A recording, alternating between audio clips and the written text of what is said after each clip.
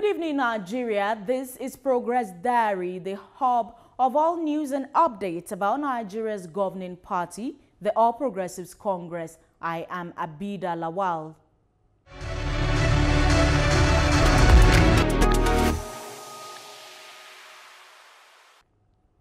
The National Publicity Secretary of the All Progressives Congress, Felix Morka, has accused Rivers State Governor Siminalayi Fubara for being responsible for the political crisis in Rivers State. He wonders why Governor Fubara failed to initiate the process for the conduct of local government elections that would have averted a crisis at the third tier of government. In a signed press statement issued in Abuja, the APC described as ridiculous and baseless claims that the party was engaged in a plot to forcefully take over Rivers State. The APC says the PDP cannot justify its bogus claims except to misrepresent and amplify comments made by the Rivers State APC Caretaker Committee Chairman, Chief Tony Okocha.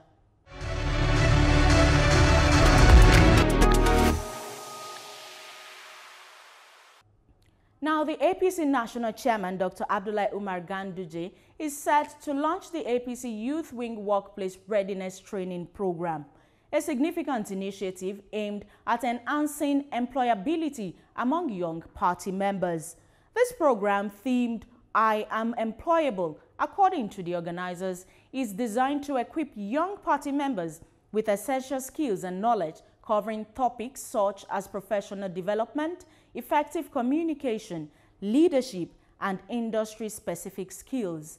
The program highlights a strong dedication to youth capacity development, targeting youths, graduates, National Youth Service Corps members, and individuals transitioning careers, aiming to enhance their employability in today's competitive job market. Let me, on behalf of the party, join other past speakers to welcome you to this important empowerment workshop organized by the youth wing of our great party, the APC. May I also thank the national youth leader, Dr. Dayo Israel, for initiating this program aimed at training 800 participants physically, while over 1,000 youth have indicated interest to join online.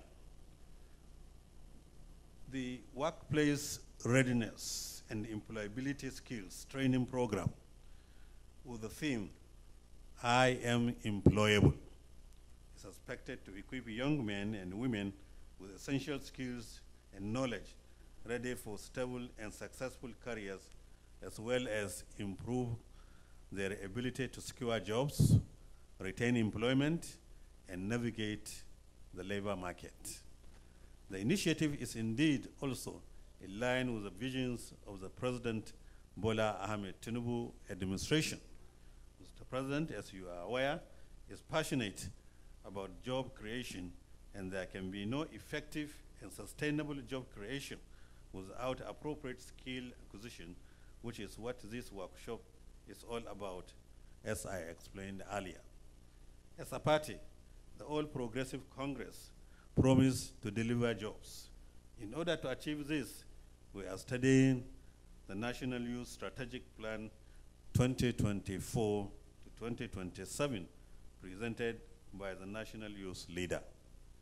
The strategic plan is basically to improve the economic capacity of young Nigerians, especially the young progressives, and very soon this strategic plan will be formally launched by our great party. I'm also happy with the creation, with the cream of resource persons carefully selected to educate our youth. These are prominent personalities who have the ability and capacity to add values to the lives of our young generation. On the participants, I'm also happy with the number of youth who have indicated interest to participate physically or otherwise. You should therefore utilize this opportunity by ensuring that you learn from this workshop so that those of you who are in the labor market can initiate employment opportunities, while those already employed can utilize this knowledge and add value in your respective organizations. So, my dear participants, as you enjoy this ambience of knowledge and importation, I wish you a transformative experience that would equip you with the skills and knowledge you need to excel in today's workplace. May I also extend our special appreciation to our esteemed resource persons who, despite their tight schedules, found time to be part of this program in order to transfer and equip our young minds with an avalanche of experience and skills. I cannot conclude this address without once more acknowledging and thank Dr. Dayo Israel, our invaluable national youth leader, for putting this program together in order to foster youth empowerment and development through strategic initiatives and partnerships. Your initiative is indeed set out to help our youth, many of who are still grappling to understand the dictates of today's digital workplace. I appreciated the demonstration on getting prepared when you are on a journey, but you should know that it's hypothetical. You should know that it's theoretical. You as a young man, a young woman, what you need in practical terms in order to transit from a young person to middle age to elder age, first of all, you need education. 2, you need character. Because you can observe that it is not the most intelligent student in your classmate that will eventually be the most successful. There are some intelligent students, after graduating, because of their character or lack of it, they find their place somewhere. So apart from education, which will lead you to skills, you need character. You need wisdom. You need to control your tongue, because your tongue can also put you in paradise. Your tongue can put you in hell. You also need to be patient. 90% of our problems are impatience. Whatever you do, if you are not patient, you can easily land in the ditch. I'll start from education. The kind of education that was bequeathed to us by our colonial master is just literary education. To be able to read and write, speak English, and do some arithmetic. We were not taught numerical education, which will prepare us to be scientific-minded, to be technology savvy, and also to be able to drive productive economy. Until that change, we will continue to be a rentier economy. And with the globalization that is already going on, with the advancement in technology, you cannot survive creating a society based on rentier economy, doing nothing and getting money. So what Mr. President and our party is doing is to bring our country back to reality. And that is that we must be part of the productive world.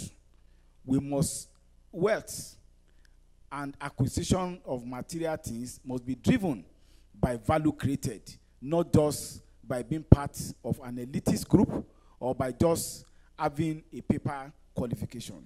So you must be able to see this workshop within that context, employability skill and preparing our young people for the workplace. And what is workplace? When people talk, yes, minimum wage for workers, workers strike, the truth is this, and I say this, I have a background in political economy, and I read Das Kapital. Civil service bureaucracy are not workers. At best, we call them petit bourgeoisie because they don't really produce anything. They don't produce anything. It's only people who produce that you can call workers. If you go and read Das Kapital, because workers are the one that create value. Then those they call capitalists appropriate what they call surplus value. So value itself must have been created before somebody will be able to say it's appropriating surplus value. So we must first get it ourselves. When we talk workers' right, who is really the worker? Is it somebody that is servicing a bureaucracy that is not making any production, not engaging in productive activity that is called a worker? They are not workers. They are at best supporting bureaucracy. And bureaucracy, with respect, does not incrementally add to the value of productive economy in society. And then, we also have a situation whereby the bulk of our resources goes to service the bureaucracy at the detriment of creating a productive economy. What makes an economy is the brick and the mortar, and the value that is created in terms of bringing productive things that add to the quality of life. And that is why this workshop is very important, to begin to address our youth to the fact that paper qualification is a thing of the past. Even with the minimum wage of 494,000 naira that is being said, that will not take anybody out of poverty. What will take us out of poverty is productive economy, whereby you engage in value-driven proposition as a basis for the source of your wealth. So, what our national youth leader had done here is to address what is very important to the realization of the Renew Hope agenda of our president, Asiwaju Bola Ahmed Tinubu, and that is to make you to begin to think as entrepreneurs, to begin to think as creators of wealth, and to begin to think as people who can positively contribute to productive development of our society, and not, quote and unquote, parasite on our society. And unfortunately, because of the history of bad governance that we have in the country, because of the history of unabridged utilization of our collective resources for lack of productive activities, the youth of today are facing huge challenges in being able to engage in the productive sector. One, energy is very key for us to be able to be responsibly engaged in the productive sector. And our president is doing a lot to address energy deficiency that we have in the country. Energy deficit. Also, infrastructure necessary to support productive activity will also need to be addressed, and is being addressed. But key to this is skill. The world has gone to a level that nobody cares about the paper qualification that you owed. What I would rather care for, and any other person would care for, is that what skill do you want to do? We could also be able to see that in many sectors, the Nigerian youths are getting competitive. In the creative sector, you go everywhere in the world, you can see the giant impact of the Nigerian youth.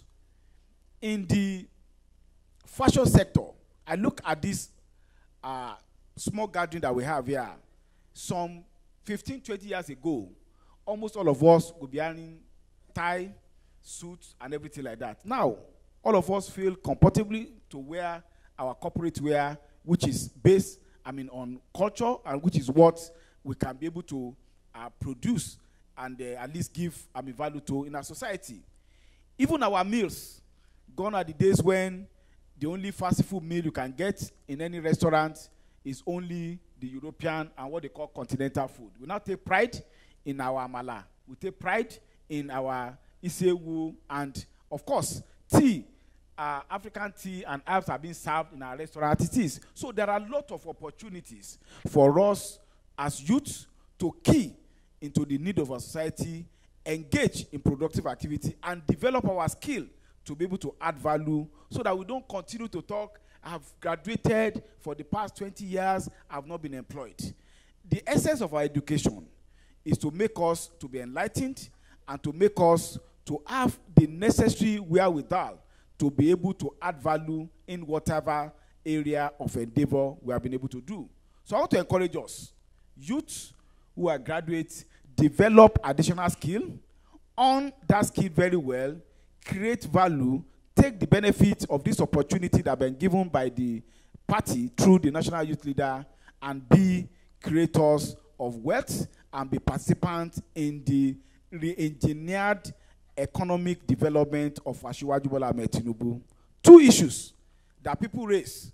They said fuel subsidy was removed and that has caused problem in the economy. The reality is that without removal of fuel subsidy, possibly Nigeria would have gone the way of Venezuela or Argentina. I remember, and I think Senator Sadiq will remember, in the National Assembly, when we were in National Assembly, the amount of money going to fuel subsidy is more than what goes into infrastructure, health, education, and other sector altogether. And then, when you look at the arithmetic of it, the subsidy, aside the corruption aspect, goes to subsidize the rich in society. They are the ones that have SUVs. So the per capita, or what goes into subsidy, goes to the pocket of those who can afford it. Secondly, the subsidy of the Naira is the greatest malady that occurred before Asiwaju Bola Ahmed Tinubu. Some 10 years down the line, when you go to the UK, you go to the US, with your Naira card, you can withdraw, you can spend. Then it came a time when you can no longer use your Naira card. You have to create a dollar account in Nigeria in case you're able to spend in Nigeria. Until we go back, which is what Asiwaju is doing, we will not be able to competitively engage in global economy. And gone are the days when national economies are in silos. We are now in the globalized world, and we must get competitive in doing so. And one of the myths being created for youth is that standard of living is much better in other countries. I dare tell you, you can only eat junk food with 20 pounds and $30 in UK and United States of America. So let us develop our skill. Let us engage in productive activity here. Let us all grow our economy, and then we have a better Nigeria. And that's the vision of our leader, and that's the vision of Asiwaju Bola Ahmed Tinubu. For my Ghana experience, it was almost 3 months ago, so you'll forgive my memory. But I was able to have a number of takeaways. The biggest takeaway for me was the autonomy that the youth wing of the National Democratic Coalition, the NDC, had.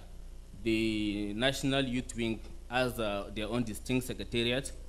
They also have their situation center, an IT-driven situation center that was responsible for collecting data and hearing the opinions and feedbacks of the people across the different counties that they had in Ghana. That situation room is manned 100% by youth. They have their information technology structure, a lot of computers, very strong internet connectivity, and also a facility for phone call where their canvassers from each and every polling unit can call the youth wing and report in a situation that they are having challenges in their counties. I want to urge our national chairman to please consider it as we approach the 2027 general elections. I have no doubt that the 2027 general election will be more fierce, it will be hotter than what we had in 2023. So our national chairman should please consider giving autonomy to the youth wing so that we can drive some of the youth-led agenda of President Asiwaju. And I hope, if given the support, we can also replicate the IT infrastructure, the situation room, and this youth wing secretariat.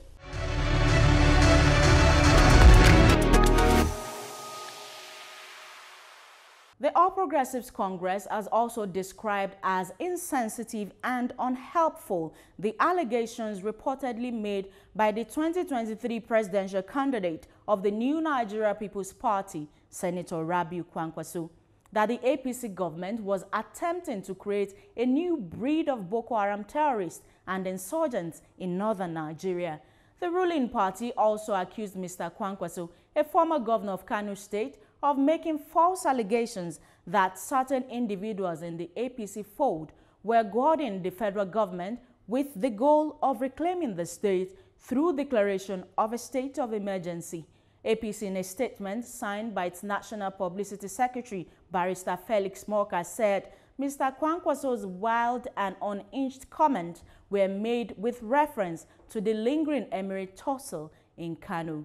The National Publicity Secretary of the party had said that the APC considers Mr. Kwankwaso's comment to be disappointing, highly incendiary and unconscionable.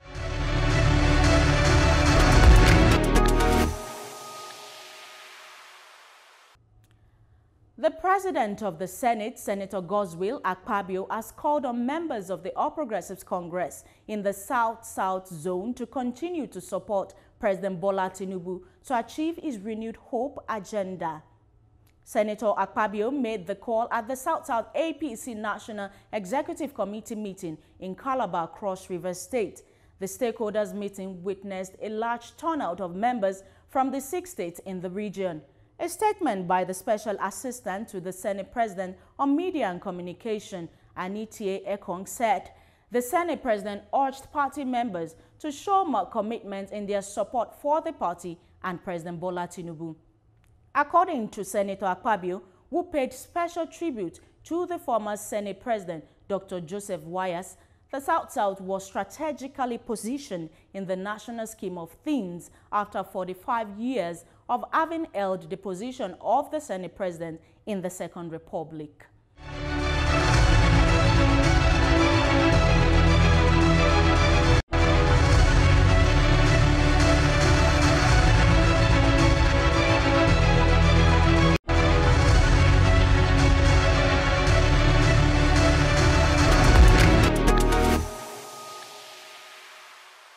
And that is all on the program this week. Do not forget to follow me on this platform to get all the news and updates on activities of the All Progressives Congress led by Dr. Abdullahi Umar Ganduje. Thank you for watching. I am Habida Lawal. See you next week.